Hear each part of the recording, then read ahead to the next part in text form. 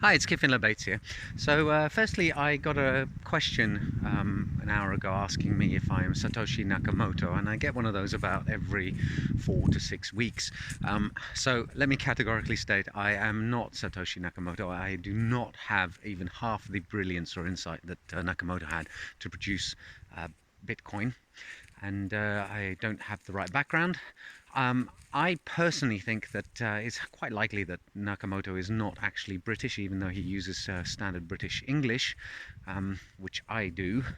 I have very little knowledge of Japanese culture, so I don't think I would have picked one of the Japanese names for myself.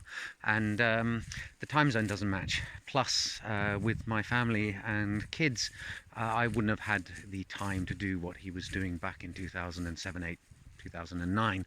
Um, so unless I invent a time machine in the next few years and travel back to 2007 or 2008, it's not me, and I don't think that's going to happen.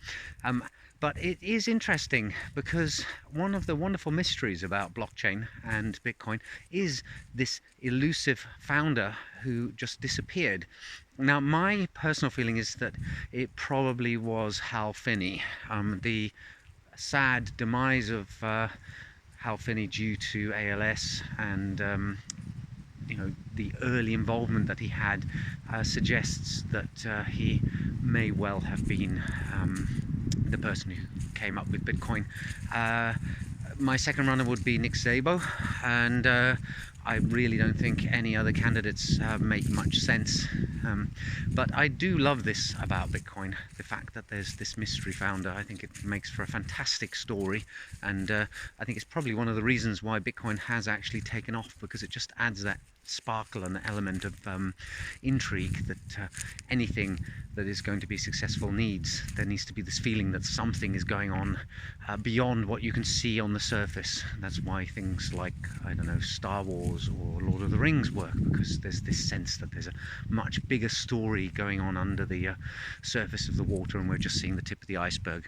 Anyway, just a little jovial post to try and cheer people up a bit. It's wonderful the way that this industry has blossomed and developed, and I'm very, very glad to be involved in it and to be able to contribute a bit and invent some stuff here and there. And those of you who are getting involved too, it's really, really interesting. There's so much to it. It offers not just computer science, it offers economics, philosophy, politics, sociology.